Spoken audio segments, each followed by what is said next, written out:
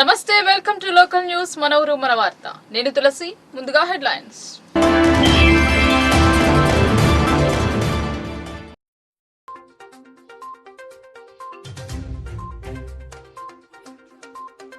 అందరూ ఉద్దండులే, పార్లమెంట్ లో అడుగు పెట్టేదెవరు? నిజామాబాద్ బాద్షా ఎవరు అని కొనసాగుతున్న చర్చ.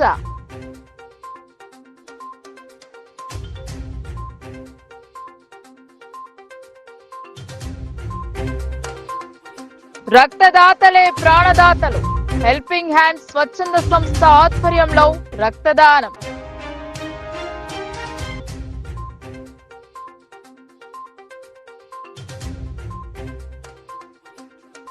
అకాల వర్షంతో ఆందోళనకు గురవుతున్న అన్నదాతలు. రైస్ మిల్లులలో గుట్టలా పేరుకుపోయిన ధాన్యం నిలువలు.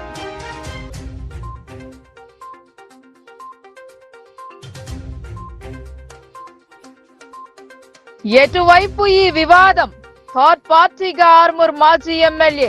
అద్దె చెల్లించాలన్న వారిపై ఆరోపణలు.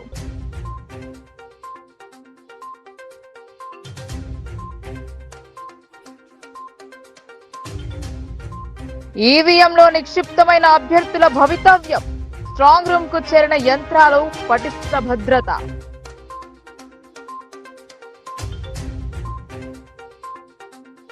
నిజామాబాద్ జిల్లాలో ఎక్కడ చూసినా ఇదే చర్చ జరుగుతుంది.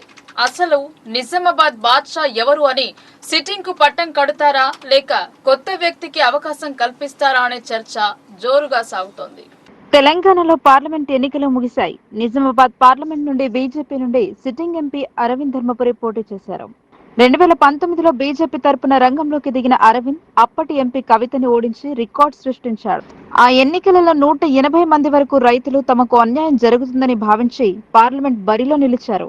దీనంతటికీ కారణం పసుపు బోర్డు. పసుపు గెలిచిన 5 రోజుల్లో తెస్తానని రైతులలో నమ్మకం కల్పించేందుకు బాండ్ పేపర్ రాసిచ్చి అరవింద్ విజయం సాధించారు.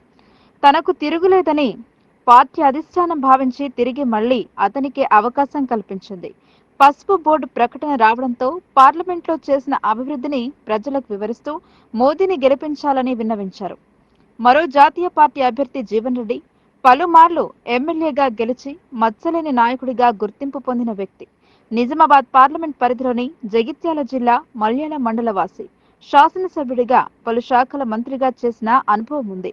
2018లో జరిగిన అసెంబ్లీ ఎన్నికలలో జీవన్ రెడ్డిని ప్రజలు తిరస్కరించారు. అదే వేగంతో అప్పుడే జరిగిన పట్టభద్రుల ఎమ్మెల్సీ ఎన్నికలలో నిలిచి విజయం సాధించారు. మరో సంవత్సర కాలం పదవి బాధ్యతలు ఉన్నాయి. కానీ అంతలోనే వచ్చిన లోక్సభలో పోటీ చేయాలని భావించి పట్టుబట్టి కాంగ్రెస్ టికెట్ దక్కించుకున్నారు. ఆయన టికెట్ ఖరారు అయిన నాటి నుండి జీవన్ రెడ్డి విస్తృతంగా ప్రచారం జరిపారు. ఆయనకు మద్దతుగా సీఎం రేవంత్ సైతం ప్రచారం జరిపారు.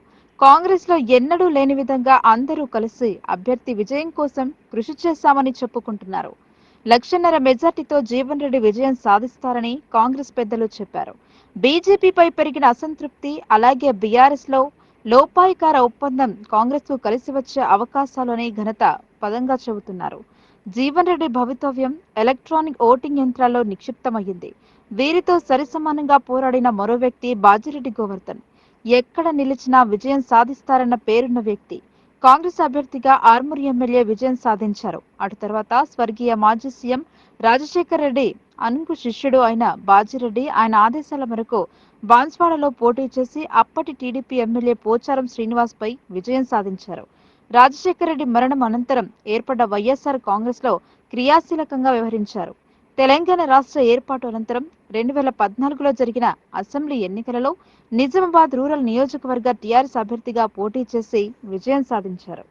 అలాగే 2018లో సైతం పార్టీ అధినేత కేసీఆర్ తిరిగి బాజిరెడ్డికి అవకాశం కల్పించారు. 2 మార్లు రూరల్ నుండి విజయం సాధించిన బాజిరెడ్డి 2023లో జరిగిన అసెంబ్లీ ఎన్నికలలో తిరిగి బీఆర్ఎస్ అభ్యర్థిగా రూరల్ నుండి పోటీ చేసి పరాజయం పొందారు.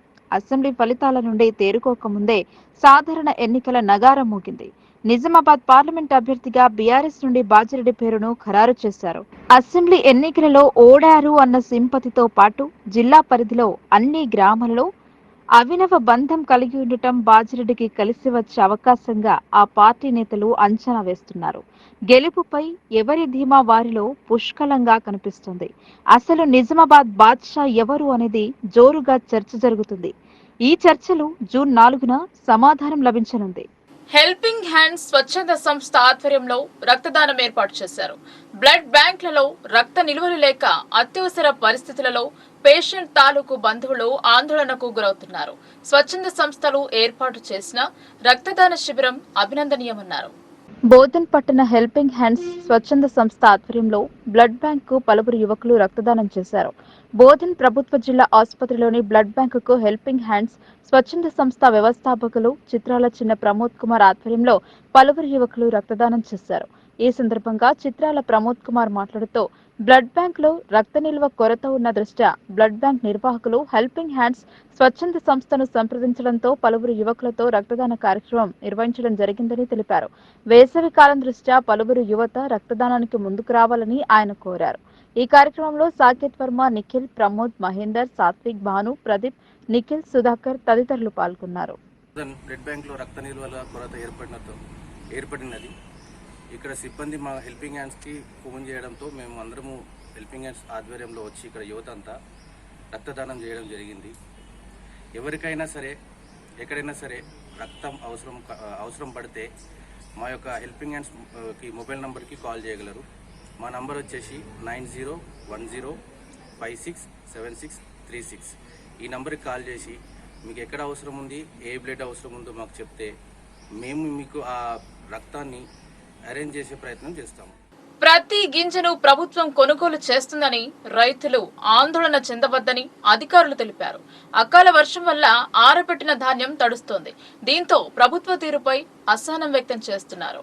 యాసంగిలో సాగు చేసిన వరి పంట విస్తీర్ణం పెరిగింది. పంట నూర్పిడి చేసి కళ్లాల్లో ధాన్యం ఆరబెట్టిన కొన్ని చోట్ల కొనుగోలు జరగలేదు. చివరికి కోత కోసిన రైతులు ఆందోళనకు లోనవుతున్నారు. ఇప్పటికే కొనుగోలు చేసిన ధాన్యం మిల్లర్లలో పేరుకుపోయింది. ఎక్కడ చూసినా రైస్ మిల్లర్ల కొండల మేర ధాన్యం బస్తాలు దర్శనమిస్తున్నాయి. మరోపక్క చివరి దశలో కోత కోసిన రైతులు ధాన్యం విక్రయించడానికి నానా అవస్థలు పడుతున్నారు. సహకార సంఘాలు, మెప్మా మహిళా సంఘాలు, ఐకేపీ ద్వారా ధాన్యం కొనుగోలు చేసి మిల్లులకు తరలించారు. వర్షం కురియడంతో అన్నదాతలు ఆందోళన వ్యక్తం చేస్తున్నారు. బుధవారం సాయంత్రం నిజామాబాద్, బోధన్ రైస్ మిల్లర్లతో సమావేశం ఏర్పాటు చేసి వరి ధాన్యం తరలించుటకు ఏర్పాటు చేసే విధంగా కృషి చేస్తామని చెప్పారు. గత సంవత్సరం ఈ రోజు వరకు 1,35,000 టన్నుల ధాన్యం కొనుగోలు చేశామని, అదేవిధంగా ఈ సంవత్సరం 2,38,000 మెట్రిక్ టన్నుల వరి ధాన్యం కొనుగోలు చేశామని చెప్పారు. అందుకు గాను నిల్వ చేసేందుకు ఇబ్బందిగా మారినందున ధాన్యం తరలింపులో జాప్యం ఏర్పడిందని అన్నారు. నిజామాబాద్, బోధన్ రైస్ మిల్లర్లతో మాట్లాడి వరి ధాన్యం తరలించి రైతులను ప్రభుత్వం పూర్తిగా ఆదుకుంటామని హామీనిచ్చారు.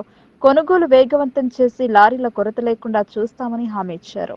ఆర్మూర్ ఆర్టీసీ భూ లీజు వివాదం కాస్త మరోమారు తెరపైకి వచ్చింది. నిజామాబాద్ జిల్లా ఆర్మూర్ బస్ స్టేషన్ సమీపంలోని 7,059 చదరపు గజాల భూమిని Vishnujith infra developers private limited Telangana రాష్ట్ర రోడ్డు రవాణా సంస్థ అద్దెకు ఇస్తూ ఒక ఒప్పందం చేసుకుంది. ప్రత్యామ్నాయ రెవెన్యూ పెంచుకునేందుకు గాను 33 సంవత్సరాలకు బిల్డ్ ఆపరేటర్ ట్రాన్స్ఫర్ కింద 2013లో ఆ భూమిని లీజుకివ్వడం జరిగింది. ఆ స్థలంలో ఒక షాపింగ్ మాల్ ను ఆ కంపెనీ డెవలప్ చేసింది. ఇది కాస్త వివాదంగా మారింది. ఆర్మూర్ బస్టాండ్ ప్రాంతంలోని ఖాళీ స్థలాన్ని లీజుకిచ్చారు. లీజ్ తీసుకున్న వారి నుండి 2017లో Vishnujith infra developers private limited కంపెనీని మాజీ ఎమ్మెల్యే జీవన్ రెడ్డి సతీమణి రజితారెడ్డి టేక్ ఓవర్ చేసుకుని షాపింగ్ మాల్ నిర్మించారు. దీనికి Jeevan Reddy mall and multiplex గా పేరు పెట్టారు. థర్డ్ పార్టీలకు అందులోని స్టాళ్లను లీజుకిచ్చారు. ఒప్పందం ప్రకారం ఆ కంపెనీ సకాలంలో అద్దె చెల్లించలేదు. 2015 అక్టోబర్ వరకు 4.30 కోట్ల రూపాయలను సంస్థకు బకాయి పడింది. దీంతో అప్పుడే టెర్మినేషన్ ఆర్డర్ ను సంస్థ జారీ చేసింది. దీంతో 2 పర్యాయాలు 69 లక్షలను చెల్లించారు. మిగతా బకాయిలను చెల్లించాలని పలుసార్లు నోటీసులు పంపించినా స్పందించలేదు. గత ఏడాది అక్టోబర్ వరకు 8.65 కోట్ల బకాయిలు ఉన్నాయి. మళ్లీ నోటీసులు జారీ చేయడంతో అక్టోబర్లో 1.50 కోట్లను ఆ కంపెనీ చెల్లించింది. ఆ తర్వాత షోకాజ్ నోటీసులు పంపించడంతో గత ఏడాది డిసెంబర్లో విడతల వారీగా 2.40 కోట్లను కట్టారు. షోకాజ్ నోటీసును సవాల్ చేస్తూ హైకోర్టును వారు ఆశ్రయించారు. టీఎస్ఆర్టీసీకి బకాయిలు చెల్లించాలని హైకోర్టు మధ్యంతర ఉత్తర్వులు జారీ చేయడంతో ఈ ఏడాది జనవరి, ఫిబ్రవరిలో విడతల వారీగా 2 కోట్లను చెల్లించారు. ఈ కేసుపై బకాయిలన్నీ నెల రోజుల్లో చెల్లించాలని మార్చి 20న హైకోర్టు స్పష్టమైన ఆదేశాలు ఇవ్వడం జరిగింది. అది ప్రజల డబ్బు అని స్పష్టం చేసింది. బకాయిలు చెల్లించకుంటే నిబంధనల మేరకు చర్యలు తీసుకోవాలని సంస్థను ఆదేశించింది. నెల రోజుల గడువు పూర్తయినా మొత్తం బకాయిను ఆ కంపెనీ చెల్లించలేదు. ఇప్పటి వరకు 2.51 కోట్ల అద్దె బకాయిలు పెండింగ్ లో ఉన్నాయి. ఈ నేపథ్యంలో హైకోర్టు ఉత్తర్వుల మేరకు ఈ నెల 9వ తేదీన నోటీసులు ఇవ్వడానికి ఆర్టీసీ అధికారులు షాపింగ్ మాల్ కు వెళ్లారు. ఆ మాల్లో థర్డ్ పార్టీ స్టాల్ ఉండడంతో వారికి సమాచారం ఇచ్చేందుకు మైక్ లో అనౌన్స్ చేయడం జరిగింది. వాస్తవాలు ఇలా ఉంటే నిజామాబాద్ లో ప్రెస్ మీట్ నిర్వహించి టీఎస్ఆర్టీసీ సంస్థ ఉన్నత అధికారులపై మాజీ ఎమ్మెల్యే జీవన్ రెడ్డి అసత్య ఆరోపణలు చేశారు. ఇష్టానుసారంగా నిరాధారమైన ఆరోపణలు చేయడాన్ని టీఎస్ఆర్టీసీ యాజమాన్యం తీవ్రంగా ఖండిస్తోంది. ఈ వ్యాఖ్యలను ఆయన విజ్ఞతకే సంస్థ వదిలేస్తోంది. అద్దె బకాయిల విషయంలో లీజ్ ఒప్పందం హైకోర్టు ఆదేశాల ప్రకారమే సంస్థ నడుచుకుంటోందని టీఎస్ఆర్టీసీ యాజమాన్యం స్పష్టం చేస్తోంది. ఎన్నికల స్ట్రాంగ్ రూమ్ లను జిల్లా కలెక్టర్ పరిశీలించారు. పోలింగ్ పూర్తి అయిన అనంతరం ఈవీఎంలతో పాటు వీవీప్యాట్లను స్ట్రాంగ్ రూమ్ కు తరలించారు. నియోజకవర్గాల వారీగా ఈవీఎంలను భద్రపరిచారు. డిచ్పల్లిలోని సీఎంసీ కళాశాలలో ఫోల్డ్ ఈవీఎంలను భద్రపరిచిన స్ట్రాంగ్ రూమ్లను కలెక్టర్ రాజీవ్ గాంధీ హనుమంతు పరిశీలించారు. నిజామాబాద్ పార్లమెంట్ సెగ్మెంట్ పరిధిలో పోలింగ్ ముగిసిన అనంతరం Bodhan urban, Nizamabad urban, Nizamabad rural, Balkonda, Koratla, Jagtial assembly నియోజకవర్గాల వారీగా ఓటింగ్ యంత్రాలను సీఎంసీలో భద్రపరచగా కలెక్టర్ ఒక్కో స్ట్రాంగ్ రూమ్ ను సందర్శిస్తూ వాటికి వేసిన సీళ్లను పరిశీలించారు. స్ట్రాంగ్ రూమ్ లో వాటి పరిసరాలలో చేపట్టిన భద్రతా ఏర్పాట్లను గమనించారు. నిరంతరం నిఘా కోసం అమర్చిన క్లోజ్డ్ సర్క్యూట్ కెమెరాల పనితీరు, వాటి ద్వారా కొనసాగిస్తున్న పర్యవేక్షణను పరిశీలించి అధికారులకు పలు సూచనలు చేశారు. కలెక్టర్ వెంట సంబంధిత అధికారులు ఉన్నారు. బుధవారం రాత్రి కురిసిన అకాల వర్షంతో ఈదురు గాలి వీచింది. ఆకాశంలో ఉరుములు, మెరుపులతో కూడిన వర్షం కురిసింది. కొబ్బరి చెట్టుపై పిడుగు పడటంతో మంటలు ఎగిసిపడ్డాయి. బాన్స్వాడ పట్టణంలో సమయంలో ఉరుములు, మెరుపులతో కూడిన భారీ వర్షంతో పాటు మహేశ్వరి థియేటర్ కాంపౌండ్ వాల్ వద్ద ఉన్న కొబ్బరి చెట్టుపై పిడుగు పడడంతో పెద్ద ఎత్తున మంటలు చెలరేగాయి. పట్టణం నడిబొడ్డున పిడుగు పడటం, పెద్ద శబ్దం వచ్చింది. ప్రజలు ఒక్కసారిగా ఉలిక్కిపడ్డారు. ఒకవైపు థియేటర్, మరోవైపు రిలయన్స్ మార్ట్. వీటి రెండింటికి మధ్య ఫీట్ గ్యాప్ లో ఉన్న కొబ్బరి చెట్టుపై పిడుగు పడడంతో పెద్ద ప్రమాదమే తప్పింది. స్థానికులు పెద్ద ఎత్తున పిడుగుపడ్డ స్థలానికి వెళ్లి చూడడంతో అక్కడ సందడి వాతావరణం ఏర్పడింది. ఫైర్ ఇంజిన్ ను స్థానికులు సమాచారం ఇచ్చారు. ఫైర్ ఇంజిన్ వచ్చి మంటలను ఆర్పింది.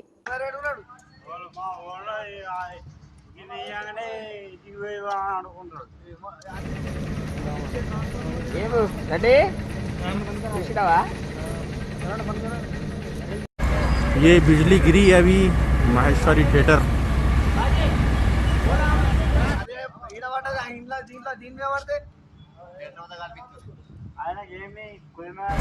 ये बिजली गिरी है अभी माहेश्वरी थिएटर।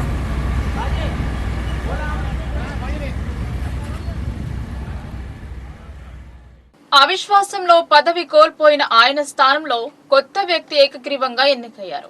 హొన్నాజిపేట్ సొసైటీ ఎన్నికలు బుధవారం జరిగాయి. నిజామాబాద్ జిల్లా దర్పల్లి మండలం హొన్నాజిపేట్ సొసైటీ చైర్మన్ ను ఏకగ్రీవంగా ఎన్నుకున్నారు. గత నెల 24 రోజున మాజీ చైర్మన్ మేడారం రాజేందర్ రెడ్డిపై డైరెక్టర్లు అవిశ్వాసం ప్రకటించగా వైస్ చైర్మన్ తాత్కాలిక చైర్మన్ గా పదవి బాధ్యతలు నిర్వహించారు. బుధవారం డీసీఓ శ్రీనివాసరావు, అసిస్టెంట్ రిజిస్ట్రార్ పోషణ, మానిటరింగ్ ఆఫీసర్ ఆనంద్లు డైరెక్టర్లచే ఓటింగ్ నిర్వహించగా 11 మంది డైరెక్టర్లు ఏకగ్రీవంగా మద్దతు ఇచ్చారు. 8వ సొసైటీ చైర్మన్ గా వెంకంగారి జనార్దన్ ఎన్నికైనట్లు అధికారులు తెలిపారు. ఈ కార్యక్రమంలో సొసైటీ డైరెక్టర్లు మరియు మాజీ సర్పంచ్లు మాజీ భగవాన్ రెడ్డి, మురళి, నాయకులు రవి, గంగారెడ్డి, నారాయణరెడ్డి, జీవన్ రెడ్డి, గంగారెడ్డి, ఎస్టీసీఎల్ మండల అధ్యక్షులు మంగిచ్చ నాయక్, గ్రామ శాఖ అధ్యక్షులు గణేష్, వెంకటరెడ్డి తదితరులు పాల్గొన్నారు. అధ్యక్షునిగా సంఘ సభ్యులందరికీ అవసరమైన అన్ని సేవలను పారదర్శకంగా అందిస్తానని ఇటువంటి బంధుప్రీతికి కానీ ప్రలోభాలకు గాని ఒత్తిడికి గాని గురి కాకుండా సహకార సంఘాల చట్టం 1964 మరియు సంఘ బైలా ప్రకారం నడుచుకుంటానని మరియు సంఘ అభివృద్ధి కొరకు త్రికరణ శుద్ధిగా పాటుపడతానని దైవ సాక్షిగా ప్రమాణం చేస్తున్నాను. ఈరోజు హొన్నాజిపేట్ సహకార సంఘం అధ్యక్షుడిగా ఏకగ్రీవంగా ఎన్నుకున్నందుకు ముఖ్యంగా మా డైరెక్టర్లకు పేరు పేరున మామిడి రాములు గారు, పంగి గారు, డీజన్ గారు, సుభాష్ రెడ్డి గారు, సాయిరెడ్డి గారు, నరేందర్ గారు, గంగారెడ్డి గారు, విజయలక్ష్మి గారు, జమున గారు, డీజన్ గారు, ధర్మేష్ గారు అందరూ నాకు సహకరించిన ముఖ్యంగా మా సోదరులు మాజీ సర్పంచ్ భగవాన్ రెడ్డి గారు, మా ఎమ్మెల్యే భూపతి రెడ్డి గారు, వీళ్ళందరికీ కృతజ్ఞతలు. పార్టీ అధ్యక్షుడు నారాయణ రవి గారు, మండల అధ్యక్షుడు బాలదన్న గారు అందరికీ పేరు పేరున నా యొక్క వార్తలు ముగించే ముందు హెడ్లైన్స్ మరోసారి.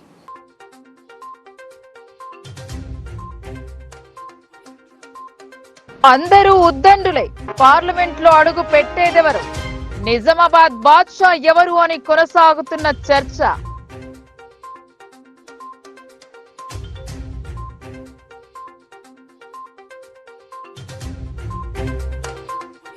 రక్తదాతలే ప్రాణదాతలు, హెల్పింగ్ హ్యాండ్స్ స్వచ్ఛంద సంస్థ ఆధ్వర్యంలో రక్తదానం.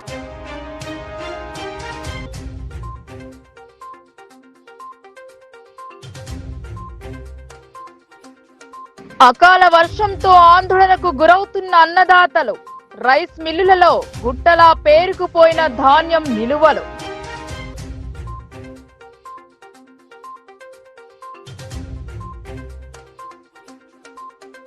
ఎటువైపు ఈ వివాదం?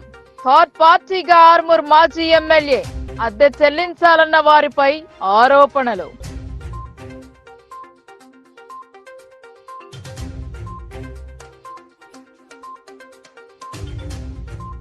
ఈవీఎంలో నిక్షిప్తమైన అభ్యర్థుల భవితవ్యం, స్ట్రాంగ్ రూమ్ కు చేరిన యంత్రాలు, పటిష్ట భద్రత.